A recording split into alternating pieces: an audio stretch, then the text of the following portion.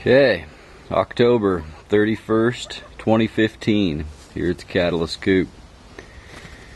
Today is Halloween, and oddly and conveniently enough, today is the day to eliminate the roosters from this spring's flock. They have developed small spurs. I can recognize them easily now, and I thought I'd show you guys in infrared how I do this process in this chicken paddock system. So it started with getting all of the chickens into the day area that I'm standing in. You can see I'm surrounded by paddocks with the barn slash coop here to my north.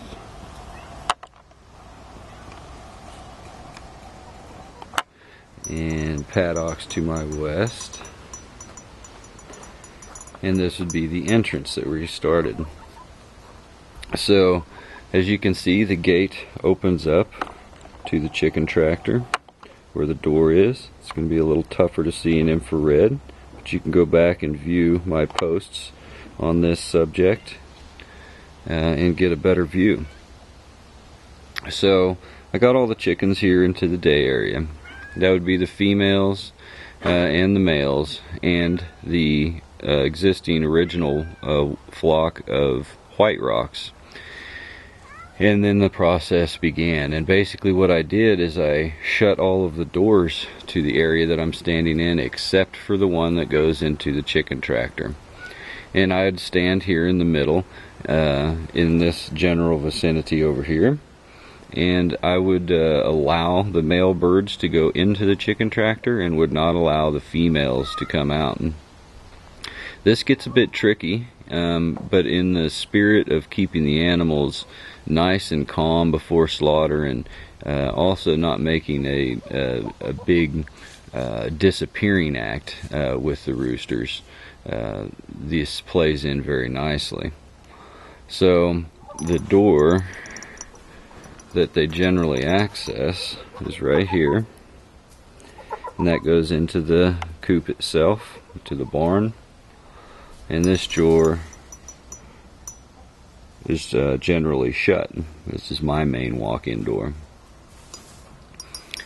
So you can see here this wire panel, and I was able to slide that across the hole when I needed to keep them enclosed, and then open it when it was time to guide the chickens back, or guide the hens specifically back into their safe area.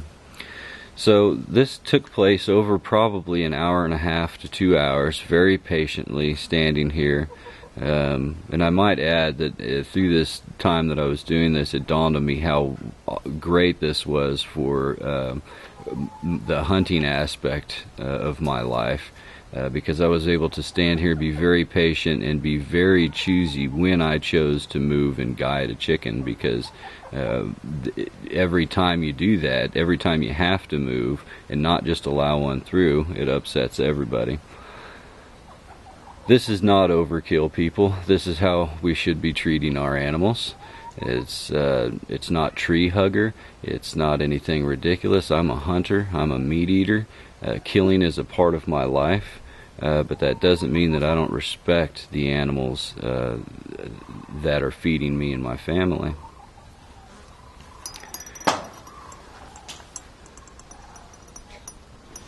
I might add in this post real quickly that this particular paddock to the south here, with the new system next spring for the gardens, and as I allow the polycultured system to the south of this paddock to really become oriented perennially, this particular paddock will be my first organic style garden for the homestead here, and that'll be done by basically leaving this paddock open to the chickens all winter long.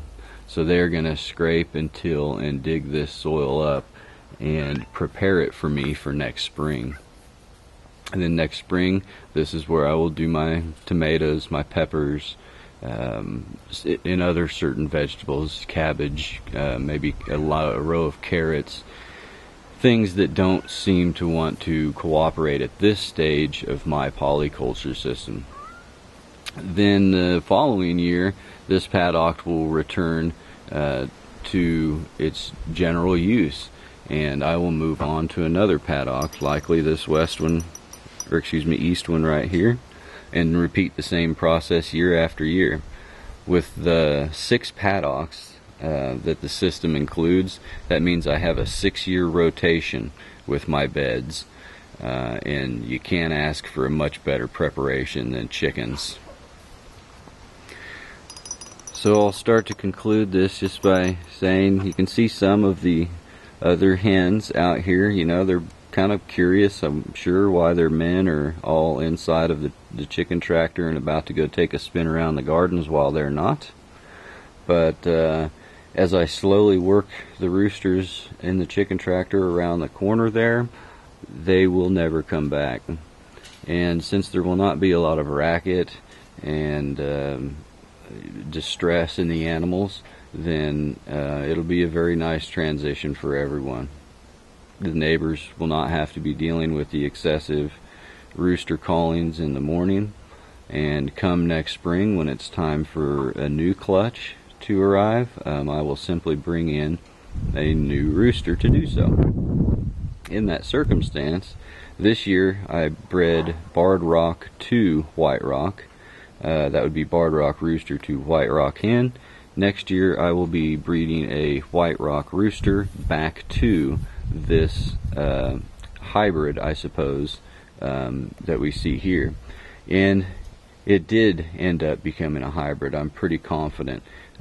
As you can probably not see in this video, with the infrared, the hens have a darker color than the roosters do. It's pretty cut and dry.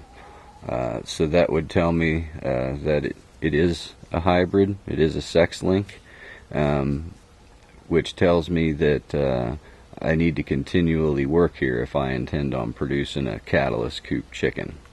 Because according to everyone I've read on, they will not, their next generation will not be the producers that they currently are. So that's pretty much the gist of it. Happy Halloween to all. See Ian down here, you probably can't even see Ian.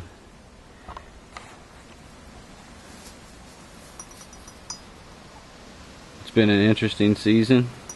If you've been paying attention to what's going on, you know that we had some frustrations with grass and the perennial beds out there, the polycultured beds, and the experiments with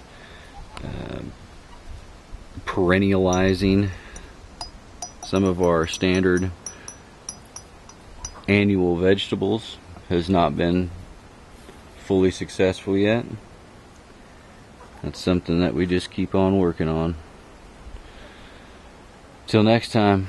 Now go do something with passion in your stride.